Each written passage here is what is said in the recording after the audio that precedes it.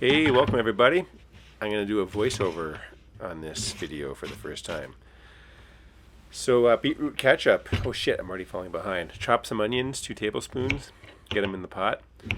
Along with half pound of beets, which looks to be about 5 small beets. Good luck peeling them. They're going to fucking fall all over the place. Chop them up. They don't need to be too uniform or pretty because we're just going to boil all this stuff and then blend it. 1/4 cup of brown sugar. I'm guessing any sugar will do. And then we got half a cup here of apple cider vinegar. I like the unpasteurized stuff, although since we're boiling it, we're killing any of the living organisms in there. So long, suckers. Now, bring that to a simmer and then simmer it covered for 20-25 minutes until the beets are tender. And then I don't like putting hot stuff in my blender, so I actually let it cool down. And on the stove here, and just checking to see, oh yeah, tender enough to blend. Excellent. So we'll add some spices here.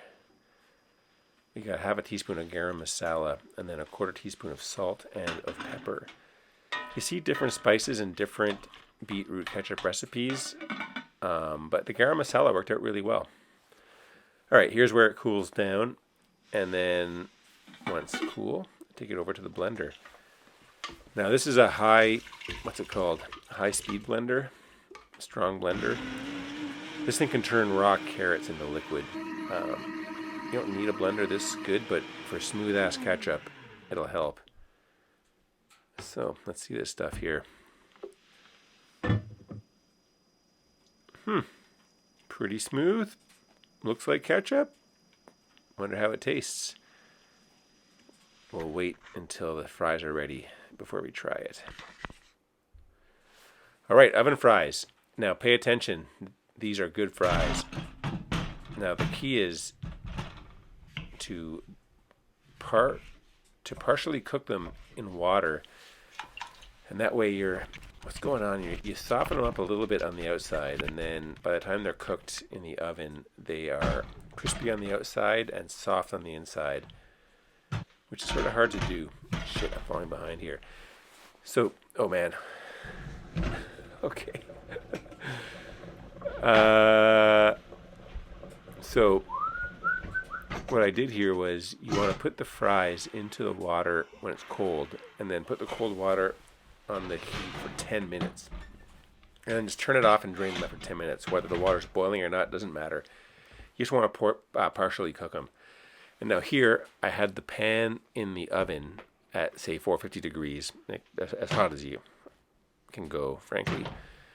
And then I put 1 tablespoon of oil onto the pan, and then pour the drained potato fries.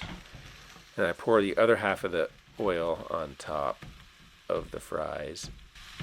Kind of space them out on the pan so they're not too clumped up in one area. And then also want to get some salt on there. Oh yeah, there we go. And then I'm going to throw them back in the oven and set a timer for 10 minutes.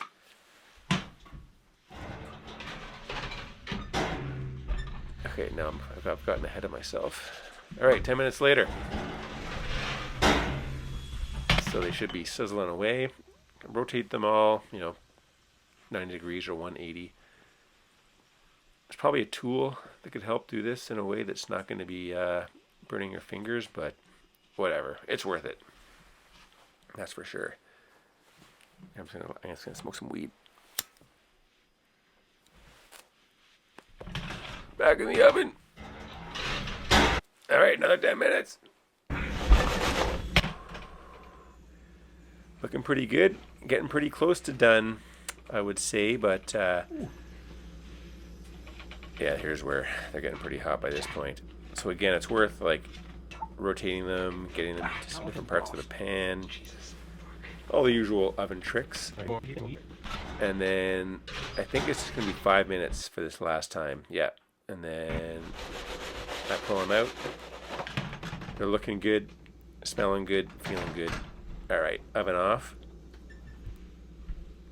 Time for dinner. Now let's take these over to the plate or over to the table and see what's up. Yeah. Oh yeah. A little more salt. Vinegar on these bad boys.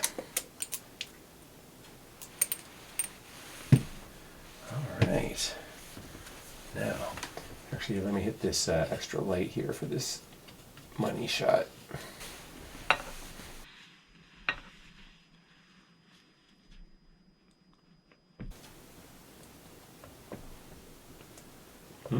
Consistency is good.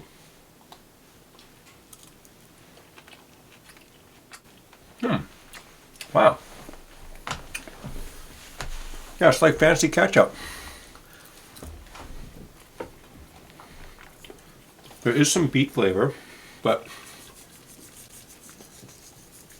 it sort of gets like enveloped in the ketchup flavor. It's funny, I didn't realize how much of ketchup flavor is vinegar.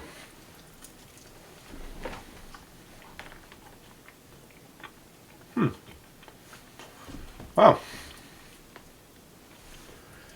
What did I use for spicing? It was garam masala. Different recipes use different spices, but they're all things that you wouldn't expect, like coriander.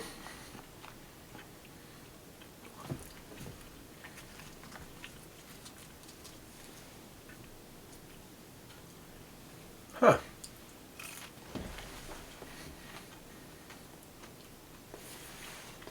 Well, I'm pleasantly surprised.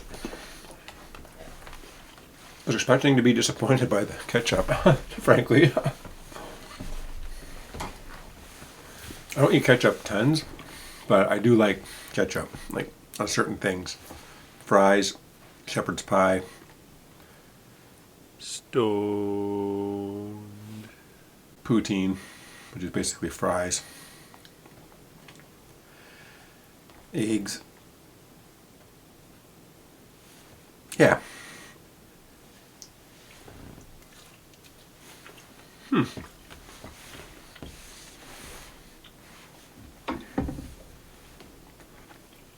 Delish. More salt.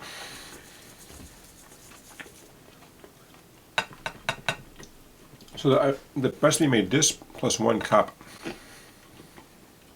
which is there was what, 2 tablespoons of sugar in the whole thing. So, it's actually almost healthy for you.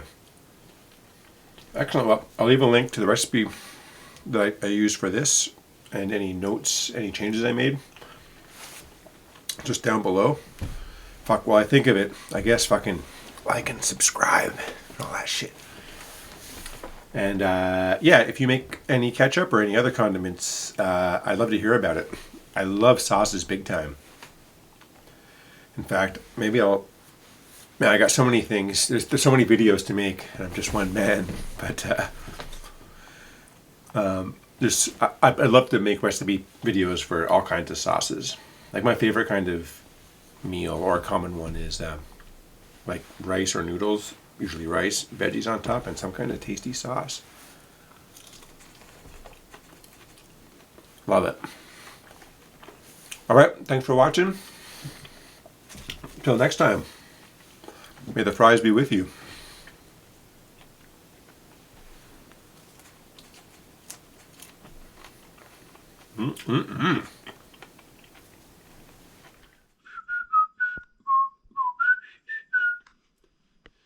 Won't you take me to a beetroot town? Oh man, old pear face. Look at those eyes, so yellow. Oh man, she could use some fresh googlies.